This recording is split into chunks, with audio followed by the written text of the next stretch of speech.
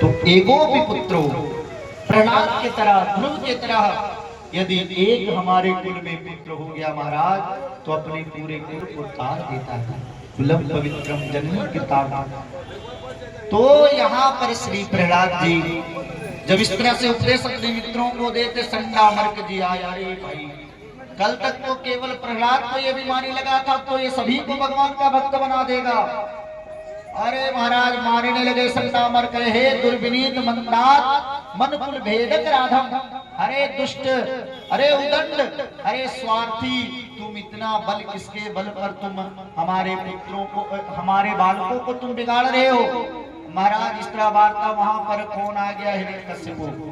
हिरण्यकश्यपु जब आया, डांटने लगा, तलवार निकाल लिया। बहुत क्रोध में हिरण्यकश्यपु कहता, रे प्रहलाद, तुम हमें एक बात बताओ, तुम किसके बल पर तुम हमसे बैर भाव रखे हो अपने मन में?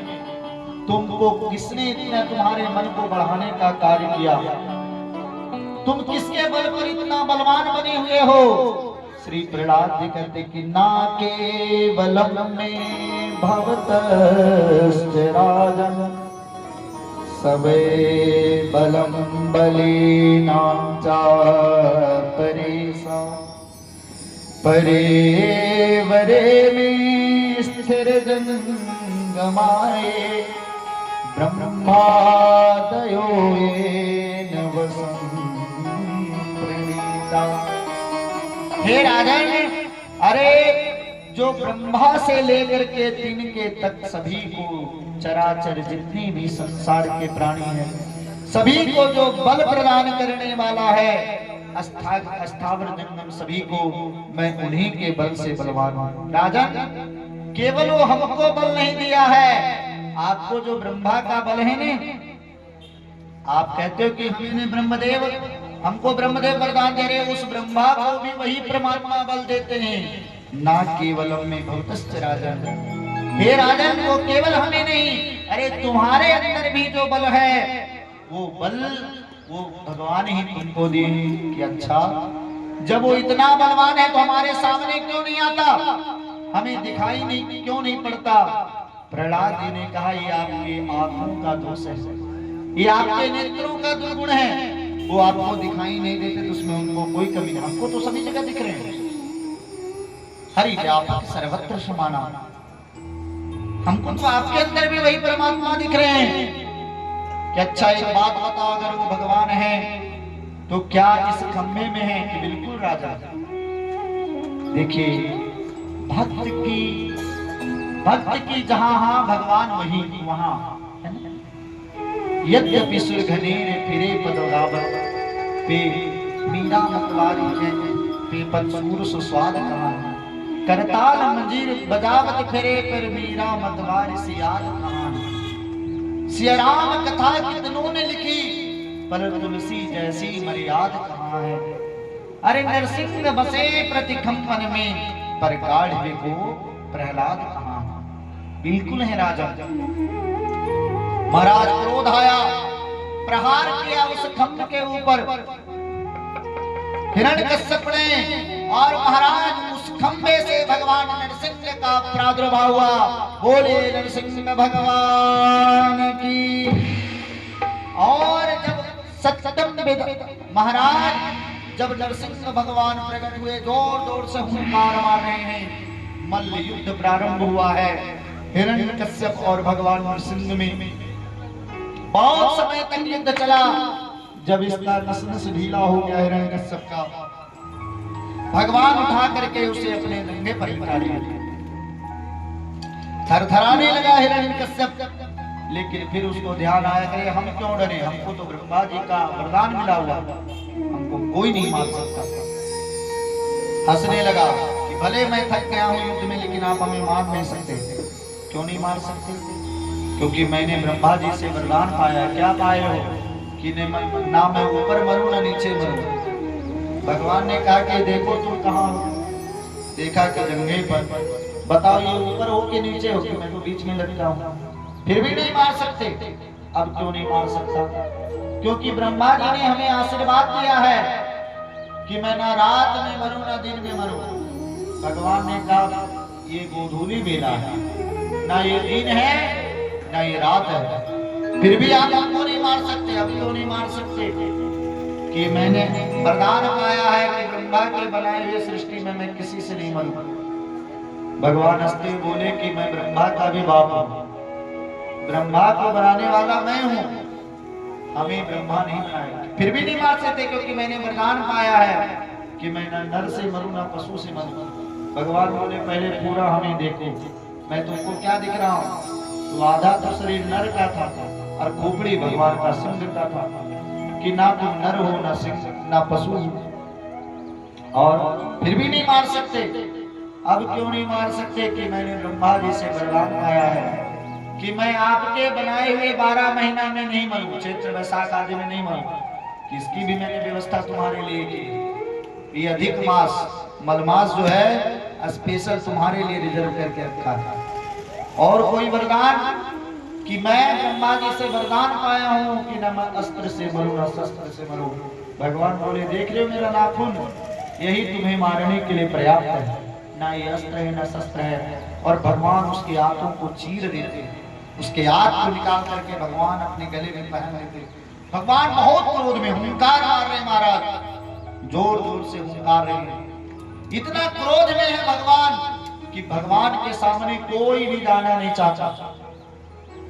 और जब कोई नहीं जाना चाहता तब जो देवता सामने जाता है भगवान सत्यम विधातुं निज वृत्य भासितम व्याप्तिं च भूतेष्वखिलेषु चात्मना अदृश्यता यद् भूतरूपमुद्वहन् स्तंभे सभायां न मृगं न मानुषम्।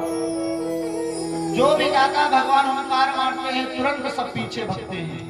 सभी देवता लोग सोचे कि भाई पतिदेव कितने भी क्रोध में हों, लेकिन श्रीमती जी को देखते उनका क्रोध ठंडा हो जाता है। सब देवता लोग गए माँ लक्ष्मी के साथ, मैया अरे आपके पतिदेव तो आज बड़े क्रोधित हैं, बड़े क्रोध अवस्था में बैठे हुए हैं। माँ लक्ष्मी बोली हमारे पति उनको क्रोध, वो तो शांताकार भुजग सेना, उनको तो क्रोध कभी स्पर्श ही नहीं कर सकता। कि नहीं मैया बड़े क्रोध में, चलें देखें। अब आए माँ लक्ष्मी आई देवताओं के साथ में। माँ लक्ष्मी बिल्कुल 16 श्रृंगार करके पहुंची। भगवान पहले अपने नजदीक आने दिया, जो हुंकार मारे माँ लक्ष्मी भी मैया दैया करके भगी।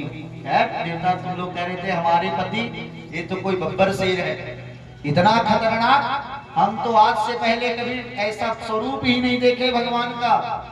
भगवान लक्ष्मी जी पर क्रोध क्यों किए? कि पहले तो आप राक्षसों को खूब धन देती हो, उनके खूब जनों का विस्तार करती हो, राज्य का विस्तार करती हो कृपा करके, और बाद में वही हमारे भक्त को कष्ट देते हैं। इसीलिए माँ लक्ष्मी के ऊपर भी भगवान क्रोधित हुए कि बुद्धि बिगाड़ने का कार्य आप करते हो। सब देवता सोचे कि भगवान का कोप शांत कैसे हो।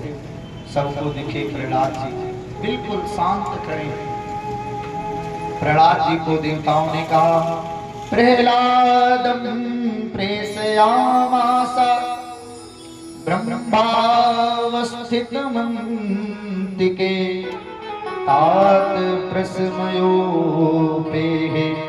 स्वपित्रे कुपितं प्रभु। ब्रह्मा जी के पुत्र ये आपके ऊपर अनुग्रह करने के लिए ठाकुर जी रूप को धारण किए हैं, इसलिए भगवान के कोप को शांत करो। प्रहलाद जी पूरे दृश्य को देख रहे थे। प्रहलाद जी तो जाकर के भगवान के चरणों में गिर पड़े। पाहि मां, भगवान के स्वरूप की तरह भगवान प्रहलाद जी देखे ही नहीं। श्री प्रहलाद जी को उठा करके ठाकुर जी अपने जंघों पर बैठा। जैसे गौ माता अपने बछड़े को जब जन्म देती हैं और वो मल से सना हुआ बालक रहता है बछड़ा, उसको जीभ से चाट चाट के गौ माता बिल्कुल साफ कर देती है, उसी तरह से अपने जीभों से चाटने लगे भगवान प्रहलाद जी को, खूब चाट रहे। भगवान ने पूछा कि प्रहलाद क्या तुमको हमसे डर नहीं लगता? कि प्रभु शेर से सब कोई डरता है जब वो हुंकार भरता है, लेकिन जो शेर का बच्चा है, जो जो सिंह का बालक है तो शेर के खोपड़ी पर चढ़ करके क्रीड़ा करता है। आखिर मैं आपका संतान हूं, आपसे क्यों डरूं? भगवान कहे प्रहलाद, हमारे नाम के कारण किसी को इतना कष्ट हुआ हो ऐसा कोई प्रमाण नहीं मिलता। तुम्हें कितना कष्ट दिया गया, इन कोमल शरीरों में इसको अरे स्पर्श करने में भी हमें डर लगता है। भक्त पुत्र यदि हमें आने में विलंब हो गई हो तो तू हमें क्षमा करना। भगवान की इस भक्त वत्सलता को देख करके सभी देवता को नेत्रों से महाराज प्रेम के अश्रु प्रवाहित हो गया कि दुनिया में से कई भक्त हुए जिन्होंने भगवान से अपनी क्षमा याचना मांगी, लेकिन ये पहले भक्त प्रहलाद जी ने कि भगवान से क्षमा याचना मांगे। पुत्र, तुम हमारे नाम के कारण बहुत कष्ट सहे हो, हमारे नाम लेने के कारण किसी को इतना कष्ट मिला हो ऐसा कोई प्रमाण नहीं मिलता, इसलिए तुम हमें क्षमा कर देना। ठाकुर जी के चरणों में प्रहलाद जी गिर पड़े, पाहिवान प्रभु आप क्षमा मांग के हमको अपराध का भागी ना बनावे। अरे मैं आपका नाम क्या ले सकता हूं? देखिए भक्त की महानता, भक्त वो है जिसके जीवन में कभी अभिमान स्पर्श भी नहीं करे। भगवान ने कहा कि प्रहलाद हमको कुछ मांगो। प्रहलाद जी बोले मांगे नहीं, ये लेने और देने वाली बात कहां से आ जाए? मैं आपकी भक्ति इस कामना से करूं कि बदले में भगवान हमें कुछ दे दे तो मैं आपका भक्त कैसे रहूं? अरे मैं अगर मांगू जो तुमसे तुम ना देना कुछ मुझे, क्योंकि मैं जीव हूं, शायद गलती कर सकता हूं तुमसे मांगने का। मैं अगर मांगू जो तुमसे तुम ना देना कुछ मुझे, वरना फिर प्रेमी नहीं मजदूर हो जाऊंगा। मैं सोचूंगा कि मैंने तुम्हारी मजदूरी की और बदले में तुमने हमें मजदूरी दे दिया। जा ही न चाहिए कब कछु तुम सन सहज सनी, बस हूं निरंतर दास गृहा सो राउर निज दे। महाराज भगवान का भक्त वो है जो भगवान से कभी कुछ वस्तु की इच्छा नहीं रखता, क्योंकि रहीमन वो नर मर चुके जो कहूं मांगन जाए, और उनसे पहले वो मरे जिन मुख निकसत है ना। यहाँ तो सभी जगह मांग चल रहा था। बुरो प्रेम को पंथ बुरो जंगल में वासो, बुरो नार से नेह बुरो मूरख में आसो, बुरो सूम की सेव बुरो भगनी घर बाई, बुरो नारी की लक्ष्य सास घर बुरो जमाई। बुरो प्रेम संसार है बुरो सुरन में भागनो, कभी गंग कहे अकबर सुन सबसे बुरो है मांगो। दुनिया का कोई सबसे बुरी वस्तु है तो मांगना है। ठाकुर मैं आपसे क्या मांगू? अरे ये आपकी कम बड़ी उपकार हमारे जीवन के ऊपर है कि आपने हमको मानव बनाया, मनुष्य का शरीर बना करके भेजा, ये आपकी सबसे बड़ी कृपा है। प्रहलाद कुछ तो मांगो हमारे संतोष के लिए। प्रहलाद जी को लगा कि भाई निराभिमानी होने का मतलब ये नहीं कि बार बार महापुरुष कहें और हम उनके बातों को टाल दें कि प्रभु अगर आप हमको कुछ देना चाहते हैं तो हमारे पिताजी को कभी दुर्गति नहीं दी। भगवान ने कहा रे पगले, तुम्हारे जैसा पुत्र जिस कुल में जन्म लेता है उसके 21 पीढ़ियों का उद्धार हो जाता है, और वो तुम्हारे पिता तो हमारा भी तो कुछ लगता है, क्योंकि हमारा परम सेवक जय विजय, उसको कैसे दुर्गति हो सकती है? ब्रह्मा दया सुरगण मुनियोत सिद्धा। 42 श्लोकों में प्रहलाद जी ने बड़ी सुंदर भगवान की स्तुति करी है। महाराज 7 दिन की कथा हो सकती है इन श्लोकों के ऊपर, जिनका पार ब्रह्मादि देवता नहीं पा सकते। मैं असुर कुल में जन्मा प्रभु आपका मैं क्या पा रहा हूं। प्रहलाद जी का चरित्र फिर नारायण अष्टम स्कंद की कथा थी, इसमें ग्राह और गजराज की कथा थी। एक गजराज था गजेंद्र, जिसको अपने बल का बड़ा अभिमान था और था भी बड़ा बलवान। जब वो दहाड़ता था महाराज, अहंकार भरता था, तो अरे हाथियों को कहे कौन, शेर भी उससे डर करके भाग जाते थे। 100 हाथियों का बल उसके अंदर था। एक बार तालाब में मनमस्त होकर के जल पी रहा था। जल पीते पीते उसने खूब जल क्रीड़ा प्रारंभ कर, जल सब वो तालाब के जल को गंदा करने लगा। उसमें ग्राह रहता था, ग्राह ने उसके पैर को पकड़ा। जब पैर पकड़ा तो सोचा कि अरे तो कोई कमजोर जीव है, जब उसको हमारा बल का पता चलेगा तो अपने छोड़ के चला जाएगा, क्षमा याचना मांगेगा। धीरे धीरे वो रक्त पीना शुरू किया, उसके बल घटने लगे। पहले तो अपने प्रयास किया, बाहर निकलने नहीं निकल पाया, परिवार वालों को कहा रे भाई हमको बचाओ, सब लोग प्रयास किए, नहीं बचा पाए। फिर धीरे से सब लोग अपना अपना सूंड ढीला किए और चल गए। हाथी को लगा करे भाई इन परिवार वालों के लिए मैंने इतना मेहनत किया और आज आप जीवन में दुख आया तो सब लोग हमको छोड़ करके चले गए, ये बात ठीक नहीं है। देखिए हाथी को ये बात समझ में आ गई, लेकिन हम लोग ऐसे हाथी हैं कि हमको कभी ये बात समझ में नहीं आती। वो कहा जितनी इच्छा मैं इनसे जितनी आशा रखा हूँ, अगर इसका थोड़ा भी आशा ठाकुर जी से करता तो ठाकुर हमारी रक्षा जरूर करते। और उसने भगवान की बड़ी दिव्य स्तुति की। सोंटा सरस्योर बलेन गृहेत यातो दृष्ट्वा गुरुमतिं हरिं खवपात चक्रम उद्चित सांबुजकरं गिरिमाः कृच्छा नारायणाखिल गुरो भगवन् नमस्ते। हे अखिल गुरु, हे प्रभु, आप जब भगवान देखे, भगवान का नाम लिया तो भगवान उनको बचाने के लिए आए गरुड़ के ऊपर। गरुड़मति भारी खवपात चक्रम, जैसे ही कमलाकांत का दर्शन किया हाथी, उसका पूरा शरीर जल में डूब चुका था, केवल सूंड बहा था, उसी सूंड से कमल का फूल तोड़ा। हे कमलाकांत प्रभु, आप इस कमल के पुष्प को स्वीकार करें। अब डूबने ही वाला था, कल बल चल कर हार गजा लियो राम को नाम, अरे राम कहती हरि दुख हरियो माँ कही छो हाथ कहे धाये हरे गज को देख निराश, और भाव चार निज धाम में थी हाथी के पास। जब तक इस गज में महाराज छल बल था तब तक भगवान इसके रक्षक नहीं कह चुके। और जैसे कहा हे राम आप हमारी रक्षा करें। ठाकुर जी उस समय वैकुंठ में भोजन करने के लिए बैठे हुए थे। जैसे सुने कि हमारा भक्त हमको दुख में पुकार रहा है, भगवान भोजन को साइड किए, तुरंत दौड़े। इतना तेज दौड़े कि हाथ वैकुंठ में पुकारे, और कि अगर यदि ज्यादा विलंब हुआ तो हाथी बेचारा मर जाएगा। और ठीक कहां बोले जहां पर हाथी था। इतना तेजी से भगवान दौड़ करके आए, सूंड पकड़ करके ठाकुर जी उस हाथी को बाहर निकालते, गज भी साथ में, गजिन्य ग्राह भी साथ में खिंचा हुआ आ गया। भगवान अपने सुदर्शन से ग्राह का उद्धार किया। नारायण, इसके मतलब है कि ठाकुर से अगर हम थोड़ा भी प्रेम करें तो भगवान की कृपा जरूर होती है।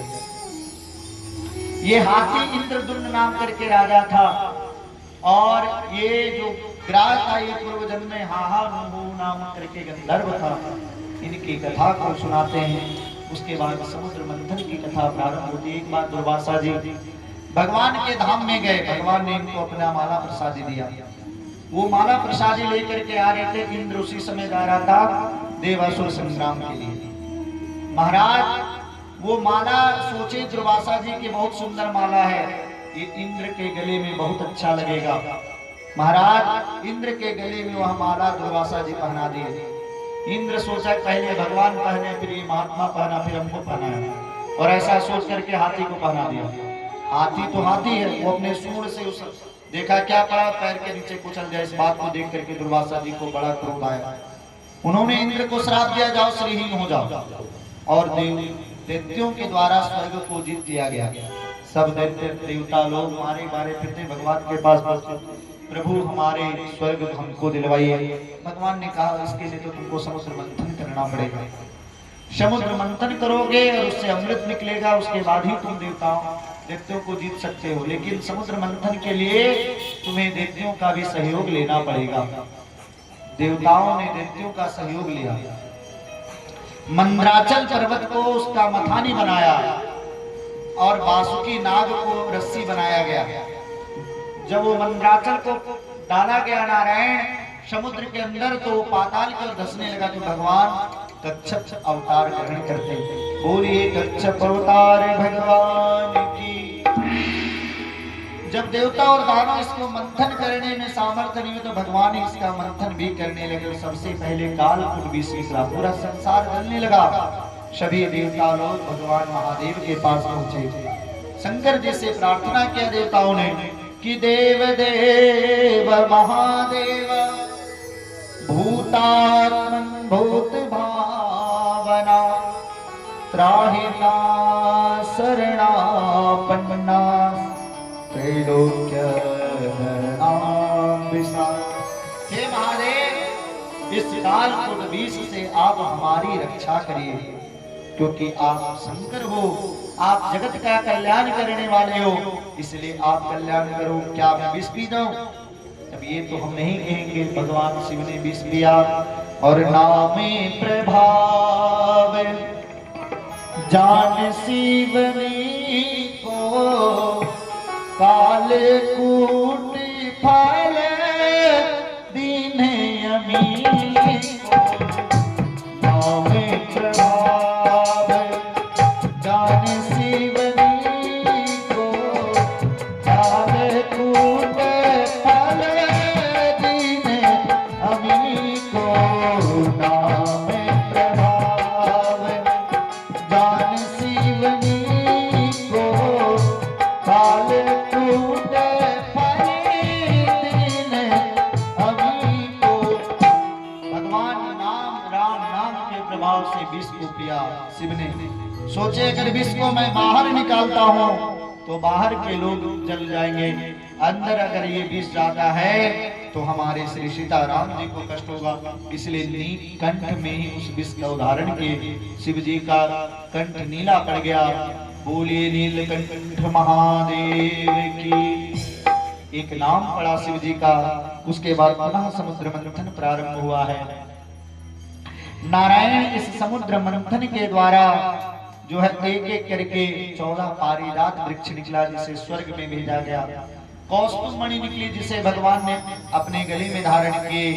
चंद्रमा निकला, जो भगवान शिव के मस्तक के ऊपर सुशोभित हुआ। बारुणी निकली, जो महाराज दैत्यों को दे दिया गया।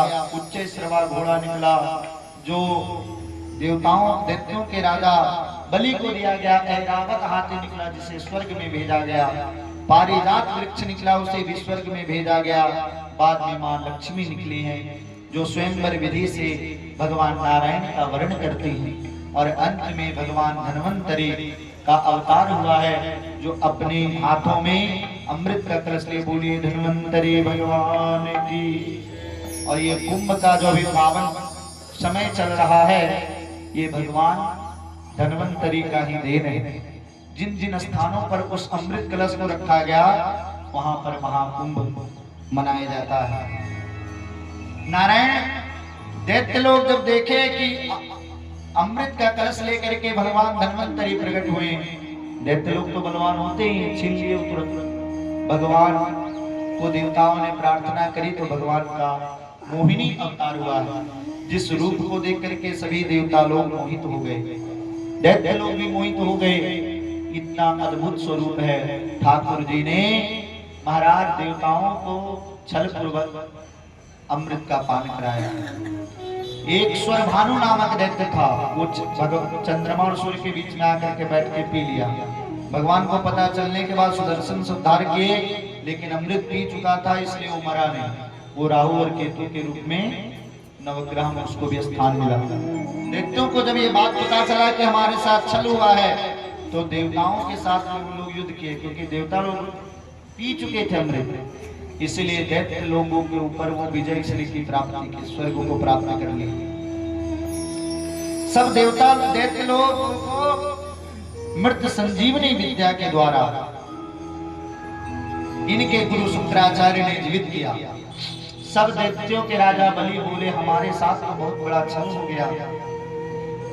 शुक्राचार्य बोले कोई दिक्कत नहीं, अगर उनके पास नारायण है तो तुमको भी गुरु का बल है। तुम 3 काम करो, आज से गाय की सेवा, ब्राह्मणों की सेवा और यज्ञ को प्रारंभ करो, क्योंकि 100 अश्वमेध यज्ञ जो कर लेता है वो स्वर्ग का अधिकारी हो जाता है। गुरु के कृपा से ब्राह्मणों की खूब सेवा करने लगा।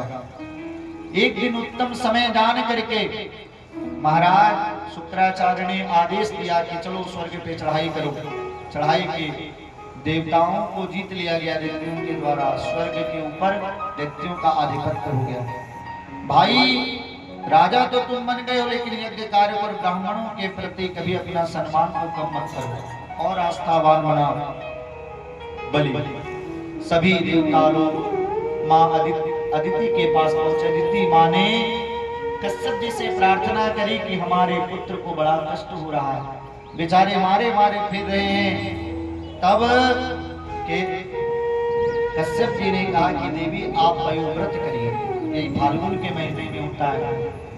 शुक्ल पक्ष के फाल्गुन मास में प्रतिपदा से प्रारंभ होता द्वादशी तक दूध पी करके आपको व्रत करना है। माँ अदिति पयोव्रत करती हैं और पयोव्रत के प्रभाव से भगवान वामन का जन्म होता है। बोलिए वामन भगवान की। वामन भगवान का जन्म हुआ भादव शुक्ल पक्ष द्वादशी तिथि में दोपहर 12 बजे भगवान वामन का जन्म हुआ। माता अदिति भगवान वामन को कोपिन देती हैं, लंगोटी देती हैं। बृहस्पति देव को बृहस्पति उनको जनेऊ देते हैं। जो दिशाओं के अधिपति हैं 10 दिक्पाल उनको छत्र देते हैं। ब्रह्मा जी कमंडलू प्रदान करते हैं। सप्तऋषि उनको कुशा का आसन देते हैं और भगवती उमा देवी ने भिक्षा का पात्र देती है। जानते हैं जिसमें बालक का एक पवित्र संस्कार होता है उसमें भिक्षा मांगता है। तो बृहस्पति जी ने कहा कि प्रभु हमें तो भिक्षा में त्रिलोक की संपदा चाहिए। कि भाई त्रिलोक का भी अधिपति कौन है? कि दैत्यों के राजा बलि। आप वहां जाएं और त्रिलोक को भिक्षा में लेकर के आओ। बलि के यहाँ भगवान वामन आए हैं। बलि ब्राह्मण का बहुत बड़ा भक्त था।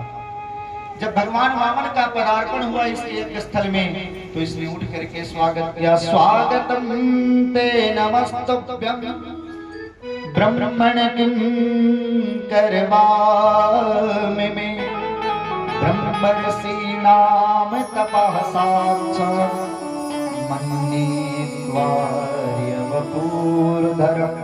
स्वागतम। अरे महाराज नमस्तुभ्यं, मैं आपको नमस्कार करता हूँ। आपको देख करके तो ऐसा लग रहा है कि साक्षात मूर्तिमंत महाराज ब्रह्मर्षियों के भी ब्रह्म हमारे यज्ञ स्थल में हमारे यज्ञ को सफल बनाने के लिए आए। बताइए मैं आपके क्या मनोरथ को पूर्ण कर सकता हूँ?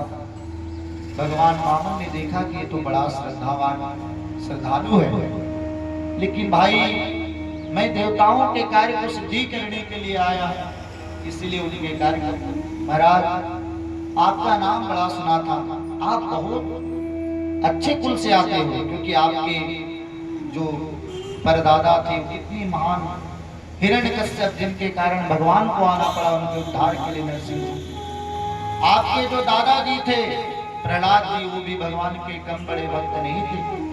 अरे उनके लिए तो साक्षात श्री हरि नरसिंह का रूप ही धारण किए उनके कल्याण के लिए। विरोचन भी कोई सामान्य नहीं थे और बलि उनके पुत्र होकर के आपने भी भक्ति में कोई कमी नहीं रखा। जब इनके पूर्वजों की प्रशंसा की गई तो और गदगद हो गए बलि जी। आप कुछ मांगिए, आपको क्या चाहिए? गाम कांचनम गुणवदधाम विष्णुम। आप कहिए महाराज तो आपको सोना का पहाड़ बना करके दान करूं। आप कहिए तो 1.25 लाख गाय वितरण संकल्प लेकर के आपको दान करूं। यदि आपकी आज्ञा हो तो आपके लिए बहुत सुंदर महल का निर्माण करा दिया जाए। यदि आप हो तो आप ही की तरह जिस तरह से आप बौनी ब्राह्मण कन्या को ढूंढ करके आपका विवाह करा दिया जाए। क्या आपका भाव तो बहुत अच्छा है, लेकिन हमें कुछ भी ये कार्य नहीं कर रहे। कुछ तो आप मांगिए कि अगर कुछ देना चाहते हो तो 3 हाथ 3 पग भूमि हमें दे दो। हंसने लगा बलि। अरे महाराज आप जानते त्रिलोक के सबसे बड़े दाता के यहाँ खड़े हैं और आप 3 पग भूमि हमें मांग रहे हो। क्या कहेगा लोग हमें कि इससे हमको कोई मतलब नहीं। ब्राह्मण को संतोषी होना चाहिए और हमारा 3 पग भूमि से ही काम चल जाएगा। ज्यादा की आवश्यकता है हम लेकर के क्या करेंगे? आप संकल्प करिए। हंसने लगा बलि। करे महाराज 3 पग भूमि, वो भी आपको संकल्प करके? नहीं, संकल्प तो आपको करना पड़ेगा तभी मैं ले सकता हूँ, अन्यथा शुक्राचार्य जी ने कहा कि मैंने तो बहुत आज तक यज्ञ कराया, बहुत सहस्रनाम स्तोत्र का पाठ किया, सब चंडी कराया, लक्ष्य चंडी करा, लेकिन इस ब्राह्मण को मैं कभी नहीं देखा अपने नेत्रों में। बातें तो बहुत बड़ी बड़ी ये कर रहा, आखिर है ये कौन? तो नेत्र बंद करके देखे तो सहस्रासी रेखा मुखा, अरे ये तो साक्षात नारायण है। तुरंत शुक्राचार्य बोले, विरोचन नंदन बलि सावधान हो जाओ, ये जानते हो सामने कौन खड़े हैं? कि हाँ प्रभु ये तो 52 है। कह रहे ये ने 52 है ना 53 है ना 55 है। एस बेरोचने साक्षात भगवान विष्णुरव्यया कस्यपादिते दरिते जातो देवानां कार्य साधका। हे विरोचन नंदन बलि, ये ना 52 है ना 55 है, ये तो माँ अदिति के गर्भ से कश्यप जी का पुत्र बन करके देवताओं के कार्य सिद्धि करने के लिए 52 रूप में आए। 3 पारे 2 ही पग में ये तुम्हारा सब कुछ ले लेगा। ये इतना बड़ा छलिया है, तुम्हारे पास देने के लिए भी कुछ नहीं बचेगा। मना कर दो कि मैं कुछ भी नहीं दूंगा। बलि ने कहा, गुरुदेव क्या जल लेकर के ही संकल्प करना संकल्प होता है? मैंने वाणी से कह दिया तो क्या संकल्प करे? 9 जगह झूठ भी बोलने से झूठ बोलने का दोष नहीं लगता। स्त्री सुनरम विवाहे च वृत्यर्थे प्राण संकटे गो ब्राह्मणते हिंसाया नानतम साजुगोसुतम।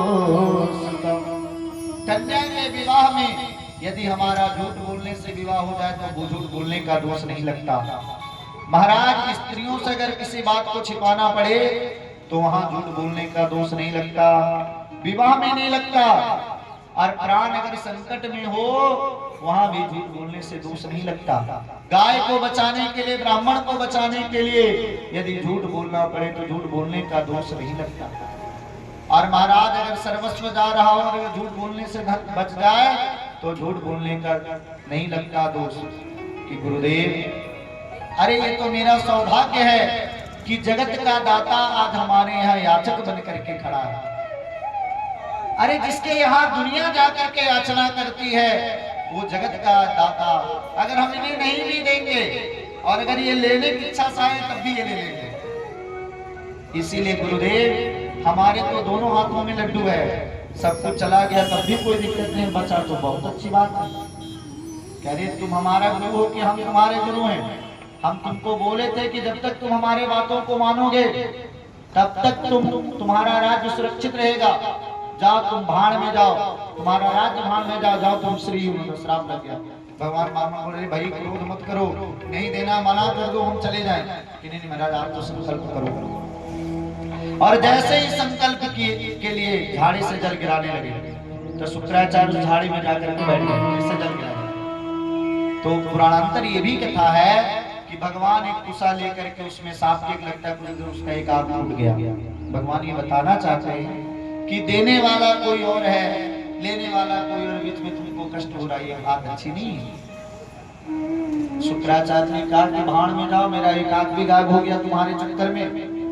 और भगवान संकल्प लेकर के अपने शरीर को बढ़ाए, इतना बढ़ा दिया महाराज एक पग में पूरे नीचे तक पाताल पर्यंत नाप लिए, और एक दूसरे पग में भूभुआ स्वा महागणा तथा सप्तम सप्तलोक पर्यंत नाप लिए। जब सप्तलोक का भेदन करके वहां गया तो ब्रह्मा जी भगवान के चरण को धो करके अपने कमंडलों में रखे, और वही जल बाद में गंगा के रूप में हम लोगों को प्राप्त हुई। 2 पग में ही भगवान संपूर्ण ब्रह्मांड को नाप लिए। अब बलि को कहे, बांध दिए बलि को, बलि बोलो तीसरा पग में कहाँ रखूं? बलि के सेवक लोग दौड़े, मार डालूंगा, ये छल किया। बलि ने कहा सावधान रहो, गुरु भी चले गए, अभी हम लोगों का समय नहीं, सब मारे जाओगे, शांति से रहो। तब तो बलि ने कहा कि प्रभु एक बात हमें बतानी कि दाता बड़ा होता है या उसका दान? कि बड़ा तो बलि दाता होता है। अरे दाता रहेगा तभी ना दान करेगा। कि प्रभु अभी तो आप हमारे वस्तुओं को ही लिए हैं, दाता तो आपके सामने खड़ा है। ठाकुर जी इसके भक्ति को देख करके किसी तरह का कोई दोष नहीं, पग पधराते हैं और पाताल लोक का राजा बलि को बनाते हैं। कुछ मांगो बलि। बलि कहता प्रभु आप हमको एक ही आशीर्वाद दें कि मैं जब भी निकलूं तो आपका दर्शन हो। भगवान द्वारपाल बन जाते हैं। भाई जिस द्वार से बलि निकले भगवान को दर्शन, माँ लक्ष्मी को जब ये पता चला, माँ लक्ष्मी आकर के रक्षाबंधन जिसको हम लोग मनाते हैं, रक्षाबंधन की है बलि को। और भाई क्या चाहिए बहन, मांगो कि कुछ नहीं, तुम्हारे यहाँ जो द्वारपाल है तुम उसी को दे दे। वो द्वारपाल के साथ भगवान लक्ष्मीपति माँ लक्ष्मी के साथ में वैकुंठ की और प्रस्थान किया। नवम स्कंद में भगवान श्री राम की कथा थी। अरे राम चरितम रघुनाथस्य शतकोटि प्रविक्रम एकैकमक्षरम पुंसा महापातक नाशनम। भगवान राम जी का चरित्र इतना विशद है कि 100 वर्ष तक भी अगर कोई लगातार गान करे तो गा नहीं सकता। नारायण के पुत्र हुए ब्रह्मा और ब्रह्मा के पुत्र हुए मरीचि, मरीचि के पुत्र हुए कश्यप जी, भगवान कश्यप के पुत्र हुए सूर्य, सूर्य के पुत्र हुए वैवस्वत मनु। इसी वंश में आगे चल चल के भक्तराज अम्बरीश हुए। भगवान के बहुत बड़े भक्त हैं। ये 24 एकादशी को निर्जला करते हैं। दुर्वासा जी इनके भक्ति के कारण महाराज बड़े उनको कष्ट हुआ है। दुर्वासा जी कथा बहुत बड़ी, इस प्रसंग को प्रणाम करते हैं क्योंकि भगवान के जन्म प्रसंग तक जाना है। इसी पावन सूर्यवंश में भगवान श्री राम आए हैं। कब की नौमी तिथि मधो मास पुनीता, शुक्ल पक्ष अभिजित हरि प्रीता। शुक्ल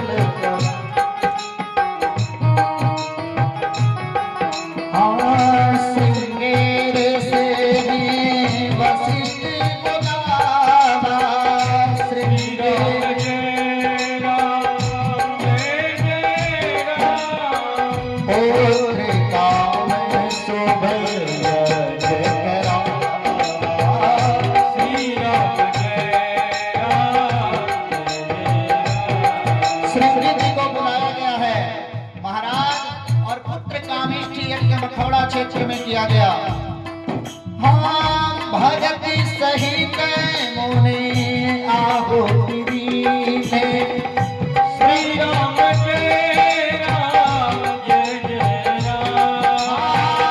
प्रगटे अगने चरो कर दीने, श्री राम जय राम जय जय राम। हवन कुंड से भगवान अग्नि निकले हैं और अग्निदेव जब निकले महाराज फिर लेकर के पायस का 2 भाग किया गया।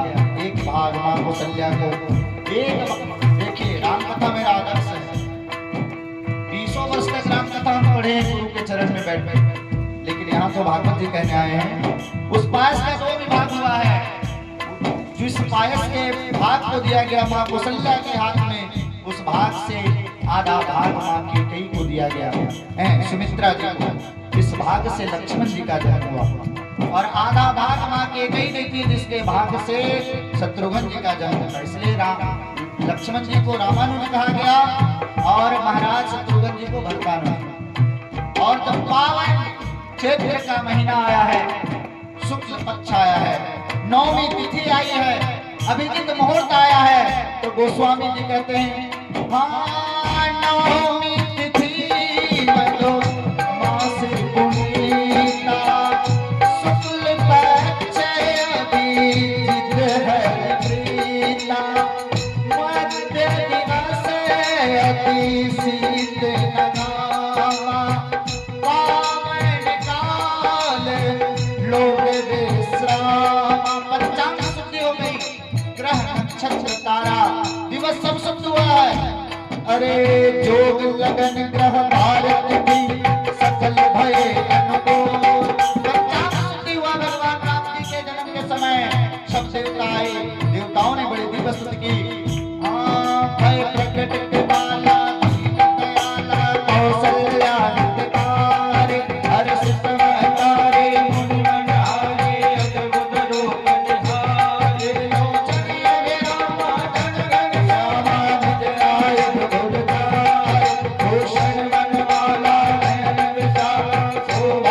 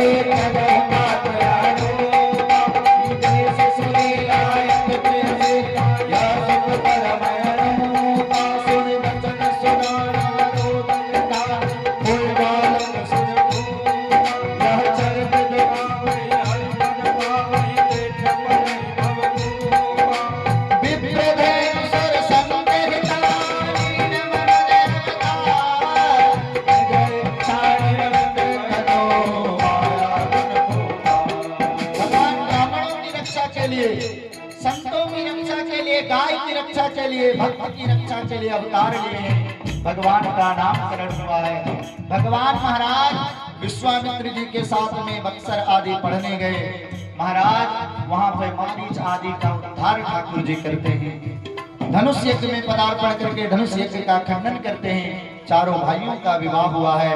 भगवान श्री राम जी का सीता जी के साथ में, लक्ष्मण भरत जी का मांडवी के साथ में, माँ उर्मिला का विवाह लक्ष्मण जी के साथ में, माँ सुरतकीर्ति का विवाह शत्रुघ्न लाल जी के साथ में। भगवान के पावन चरित्रों का उल्लेख है। राम राज्य के समान आज तक कोई राज नहीं हुआ। ऐसे ही राम राजा की कथा को कह के इनके पुत्र लव और कुश हुए। उसके बाद जिस कथा को श्रवण करने के लिए हम लोग बैठे हैं, उस कथा का वर्णन करते हैं। अधाता सूर्यताम राज वंशः सोमस्य पावना अस्मिन्नेलादयो भूपा कीर्तयन्ते पुण्यकीर्तया। सुखदेव जी कहते हैं, राजन अब मैं तुम्हें चंद्रमा के पावन वंश की कथा को सुनाता हूँ। इस वंश ब्रह्मा नारायण के पुत्र हुए ब्रह्मा जी के ही पुत्र हुए अत्रि जी की कल हम लोग बात सुने थे मानसूया, और उन्हीं के पुत्र हुए चंद्रमा के द्वारा ही चंद्रवंश चला। इसी वंश में पुरुरूपा हुए नहुस हुए। नहुस के 6 पुत्र थे, अति अयाति संज्ञाति। महाराज अयाति वियति पुयति यदुंचातुर्वसुं चैवा देवयानिं व्यजाहता द्रोहुं चानुं च पुरुं च सर्वनिष्ठावास पर्वणि। महाराज इन्हीं अयाति महाराज के 2 विवाह हुआ, जिसमें से इनके 2 पुत्र यदु, जिनके द्वारा यदुवंश चला, और पुरवसु हुए।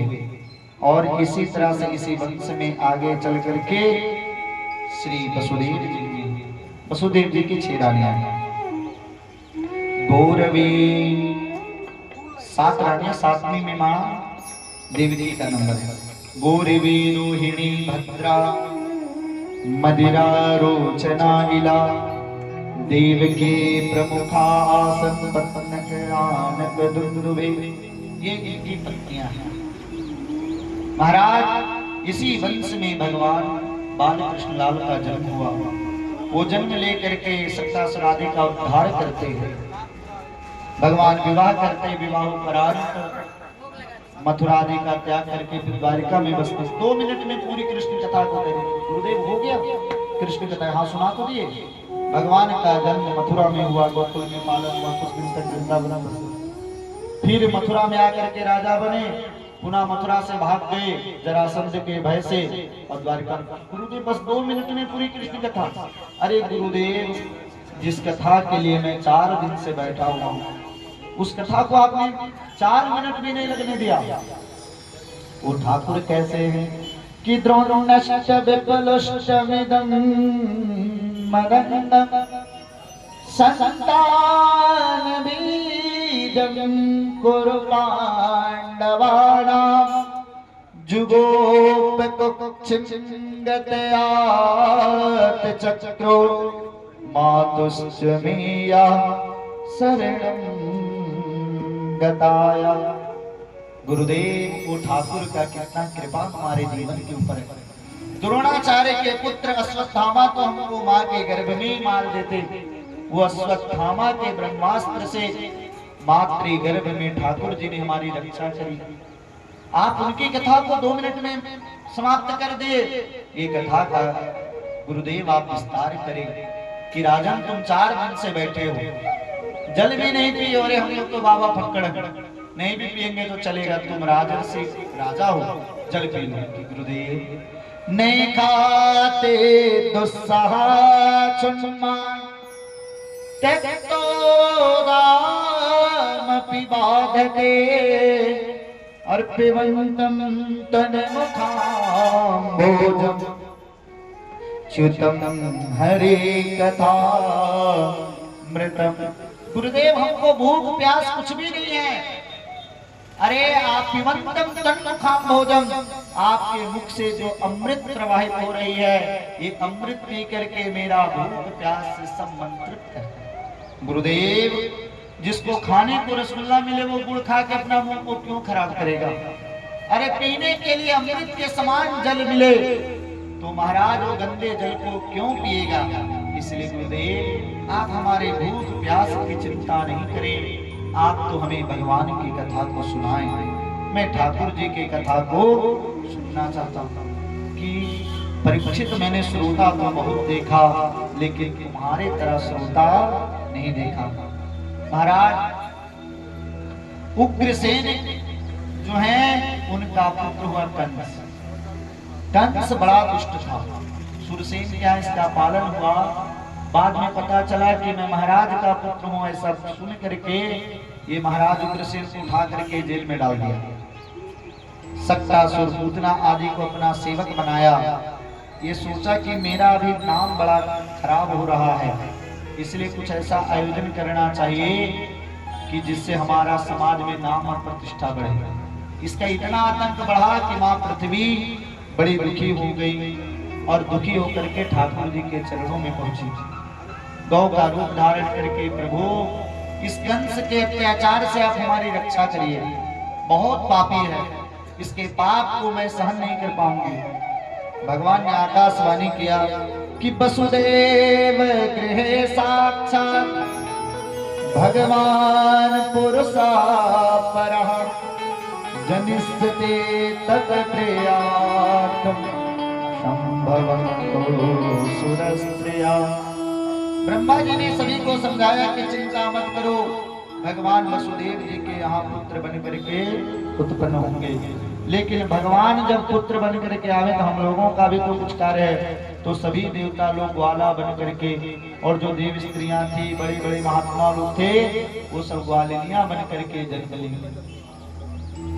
महाराज कंस एक दिन सोचा कि मैं हमारे चाचा के, जिनका नाम देवक था, उनकी बेटी है देवकी, मैं उनका कन्यादान अपने हाथों से करूंगा। बहुत बड़ा विवाह में आयोजन किया, बहुत खर्च किया। वसुदेव जी के साथ में उनका विवाह निश्चित किया गया, क्योंकि वसुदेव जी कंस के बचपन के ही मित्र थे।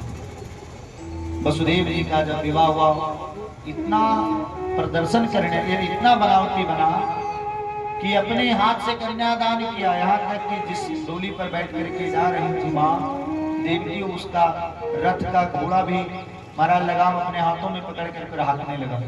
लोग सोचे तो बड़े दयालु हमारे महाराज हैं। भगवान सोचे तो बहुत बड़ा नौटंकीबाज है, अगर इसी तरह रहा तो भगवान का अवतार कैसे होगा। तुरंत आकाशवाणी हुई, पथि प्रगृहिणं कंसं आभास्याः शरीरवाक् यस्यास्त्वाम् अष्टमो गर्भो हन्ताम्याम्बरसे। अरे कंस, जिस बहन के विवाह में तुम इतने प्रसन्न हो, इसी देवकी का 8वां जो लाल होगा वो तुम्हारा काल होगा। अरे इतना सुनते ही सब इसकी सज्जनता गायब हो गई। पकड़ा मां देवकी के बाल और बाल पकड़ के नीचे घसीट के गिरा दिया। सब जनता डर गई, तो बहुत बड़ा दुष्ट है। विवाह के बेला में अपने बहन को इतना बड़ा अपराध के हम लोग तो सोच रहे थे कि ये बहुत अच्छा है, लेकिन ये तो बहुत दुष्ट है। मैं इसको जीवित ही नहीं छोड़ूंगा, कैसे मेरे काल को ये जन्म देगी। वसुदेव जी ने सोचा कि अरे जब होगा बच्चा तब होगा, अभी तो कम से कम बचा लिया जाए देवकी को। तब वसुदेव जी ने इसके तलवार को पकड़ा। महाराज रुक जाइए, आप सभी जनता लोग देख रहे हैं आपको। ये विवाह के बेला में अगर आप अपने बहन को मार दिए तो आपका बड़ा प्रचार गलत हो जाएगा, समाज में लोग आपका बड़ा बदनामी करेंगे। और आप मरने से क्यों डर रहे थे? क्योंकि मृत्यु जन्म बताम वीरा देहेना सहजायते अद्यवाब्दे सतान्ते वा मृत्युर्वेदामिना।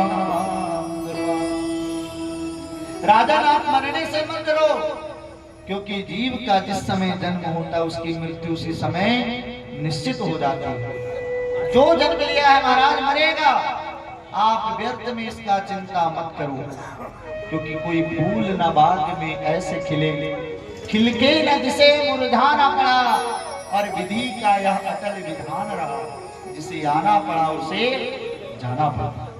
इसलिए जो जन्म लिया महाराज उसकी मृत्यु निश्चित है। आप अपने बहन को मत मारो, आपको देवकी से कोई भय नहीं है, आपको देवकी के लाल से भय है। तो मैं वसुदेव आपको संकल्प देता हूं कि देवकी के जितने पुत्र होंगे मैं अपने हाथों से ला करके आपको दूंगा। कंस ये बात जानता था कि वसुदेव जी बड़े सत्यवादी हैं, कभी झूठ नहीं बोलते, कि ठीक है आपको हर संतान को हमको ला करके देना होगा। पहला संतान हुआ इनका कीर्तिमंतम प्रथमज कंसायानक दुंदुभे अर्पया दुंदुभे अर्पयामास कृच्छेन सोनृतादतिभिवला। कीर्तिमंत नाम करके पहले पुत्र हुए, उस पुत्र को ला करके वसुदेव जी देते हैं। कंस सोचा करे हमको 8वां से डर है, ये पहला से तो डर है नहीं, ले जाइए। नारद जी आ गए इसके बुद्धि को भ्रमित करने के लिए कि अगर इसके हृदय में इसी तरह दया रहा तो भगवान अवतार लेंगे ही नहीं। इसलिए अवतार का उनका कुछ तो प्रयोजन बनना चाहिए, कारण बनना चाहिए, तभी भगवान अवतरित होंगे। कमल का फूल दे गिनो, एक 8 तक गिना कि दूसरा से गिनो, तब 8 दूसरे संख्या, तीसरा से गिनो, अरे पहला भी 8वां हो सकता है, 8वां भी 8वां हो सकता है, ये जरूरी थोड़े 8 में तुमको मारेगा। अरे ठीक बोले नारद जी, तुरंत लिया महाराज और इस तरह से एक एक करके 6 पुत्रों को मार दिया। 7वां पुत्र जब मां देवकी के गर्भ में शेष के अवतार हैं, भगवान सोचे कि ये तो हमारे परम भक्त हैं, उनको अपने मंत्रों के द्वारा भगवान मां रोहिणी के गर्भ में स्थापित करते थे। कंस सोचा ठीक हुआ 7वां मर गया, हर बार मारना पड़ता था, बात ठीक नहीं। अब भगवान आने वाले हैं, सभी देवताओं ने बड़े सुंदर स्तुति की, सत्य व्रतम सत्य। देखिए देवता लोग कभी भी स्तुति भगवान को गर्भ में रहते ही करते हैं, हम लोग जन्म लेने के बाद भगवान का बधाइया मनाते हैं। देवता लोग आकर के भगवान की दिवस स्तुति किए हैं। सत्य व्रतम सत्य परम त्रिसत्यम सत्यस्य योनिहितम सत्ये सत्यस्य सत्यमृत सत्यनेत्रम सत्यात्मकं शरणं प्रपन्ना। हे प्रभु आप सत्य संकल्प हैं, सत्य ही आपकी प्राप्ति का श्रेष्ठ साधन है। सृष्टि के पूर्व, प्रलय पश्चात और संसार की स्थिति के समय इस असत्य अवस्थाओं में भी आप सत्य हैं, आप त्रिकाला बाधित सत्य हैं। इसलिए हे ठाकुर अवतार लो, पावन भादव का महीना आया है महाराज, अष्टमी तिथि आई है, भगवान का अवतार, भगवान का जन्म। महाराज कंस के कारागार में बोलिए चतुर्भुज नारायण भगवान की। भगवान 4 भुजाओं को धारण करके आए। बड़ी बड़ी स्तुति माँ यशोदा ऐसे माँ देवकी ने की और वसुदेव जी ने किया। भावों को हम लोग कल श्रवण करेंगे। भगवान ने कहा कि मैं छोटा बनूं, लेकिन एक बात बता देता हूं, आप हमको नंद बाबा के यहाँ ले जाकर के गोकुल में छोड़ाइएगा। वहां एक कन्या का जन्म हुआ, उस कन्या को आप यहाँ पर उठा करके ले आइएगा। भगवान के आदेश को प्राप्त करने के पश्चात भगवान छोटे से स्वरूप बनाए हैं। सभी जितनी वहां सेवक सेविका, आज तो कंस सो नहीं रहा क्योंकि मेरा काल का जन्म होने वाला है महाराज, लेकिन इतनी बरसात हुई, इतना मौसम ठंडा हो गया कि सब सेवकों को भी नींद लग गया, कंस भी सो गया। वसुदेव जी की बेड़ियां आदि खुल गई, टोकरी में वसुदेव जी लिटाए हैं और ठाकुर जी को लिटा करके माँ यमुना कलकल निनाद करके सतत प्रवाहित हो रही है। यमुना जी को पार करके गोकुल में ले जा करके नंद रानी के यहाँ भी सभी लोग घोर निद्रा में सोए हुए, बगल में लिटाते हैं नंद रानी के और बालिका को लेकर के आते हैं। आने के बाद उनकी बेड़ियां लग गई, सब सेवक जग गए। किलकारी जब सुनाई पड़ा, रोने का आवाज बालिका का, सभी सेवक लोग पहुंचे दौड़ते हुए कंस के पास। महाराज जिसकी प्रतीक्षा कर रहे थे वो तो जन्म ले ली। तुरंत कंस दौड़े दौड़े आया, माँ देवकी रोने लगी, भैया आपको तो मेरा बेटा से भय था, ये तो लड़की है, इससे तो कोई डर नहीं। कि नहीं नहीं नहीं नहीं, हमको माया नहीं करना है, हमको तुम पर दया नहीं करना है। आठवां बोल, लेकिन ये आकाशवाणी झूठ कैसे बोला? वो तो कहा था लाल होगा, ये तो लाली हो गई, छीना हो, और पटक के जैसे मारना चाहा वो आकाश बन गई। उन्होंने कहा रे कंस, दुष्ट कंस, अब तुम निरपराध बालकों को मारना बंद करो। अब तुम्हें मारने वाला जन्म ले चुका है। करी मैया कहाँ जन्म लिया है, ये तो कम से कम बता दो कि पूरी जन्म कुंडली नहीं बताऊंगी, वो तो पता कर लो। नंद गोप गृहे जाता यशोदा गर्भसम। माँ नंद रानी के यहाँ जो जन्म लिए उनको विंध्यवासिनी के नाम से जाना गया। बोलिए विंध्याचल निवासिनी मातु की। यशोदा नंद के ही तो ऐसे माँ विंध्याचल में निवास की। अब इधर जब सुबह सबका नेत्र खुला है, जैसे ही नंद बाबा की बहन सुनंदा गई, देखी लाला बगल में खेल रहा, अरे हो गए हो गए हो गए। अरे नंद बाबा बोले अरे क्या हो गई बाबा, क्या हो गया बाबरी?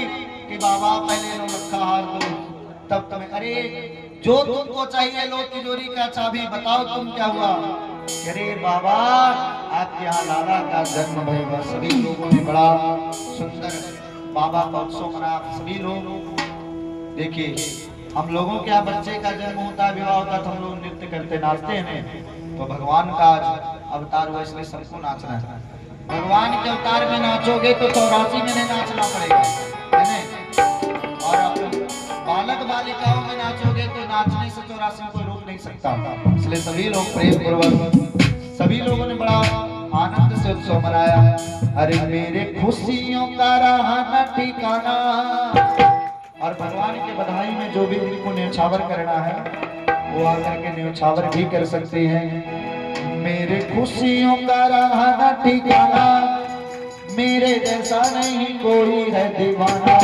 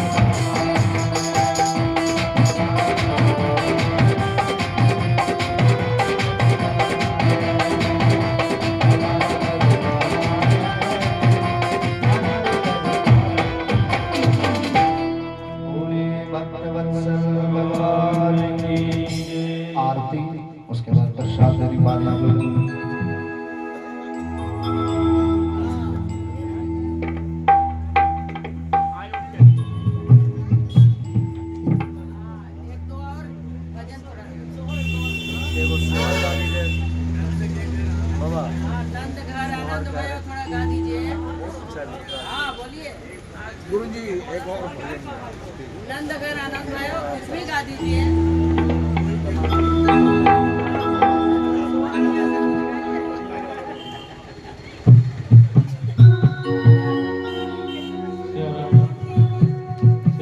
इसका साउंड बढ़ाइए भैया, साउंड बढ़ाइए।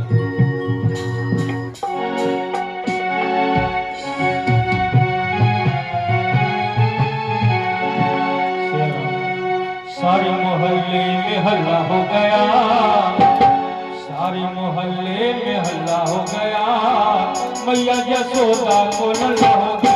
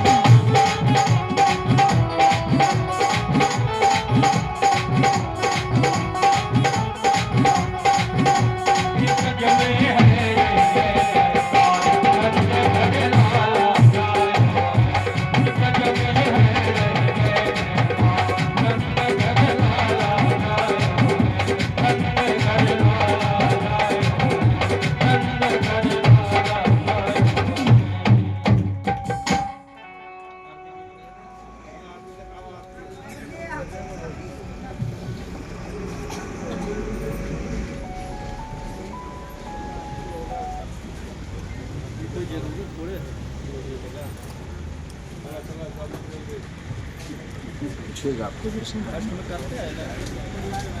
तो अभी कर दीजिएगा तो क्या हो जाएगा? अभी करिए दीजिएगा तो क्या हो जाएगा? आज बाल कृष्ण जी का ठीक।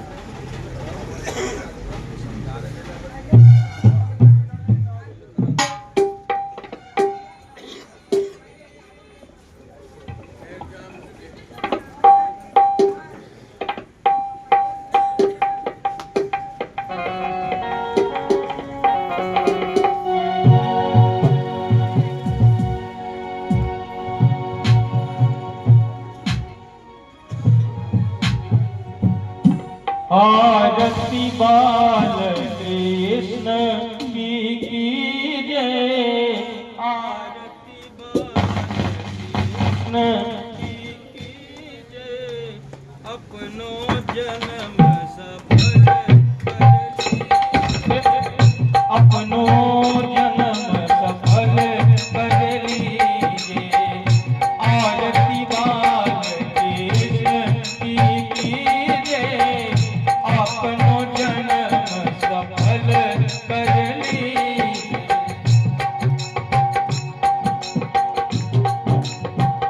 श्री यशोदा को परम दुलारो, श्री यशोदा को परम दुलारो, बाबा को अखियान को तारो, बाबा की अखियान को तारो, गोपीन को प्राण सो प्यारो, गोपीन को प्राण सो प्यारो, इन पर प्राण पर कीजिए। आरती बाल कृष्ण की कीजिए।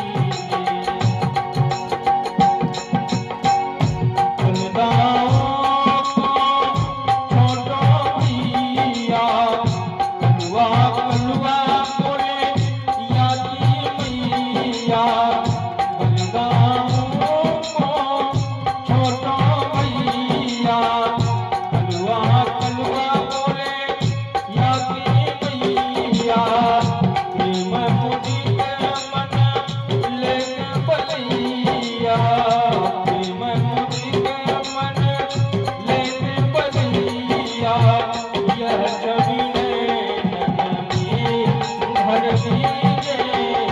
आरती बाल कृष्ण की कीजिए।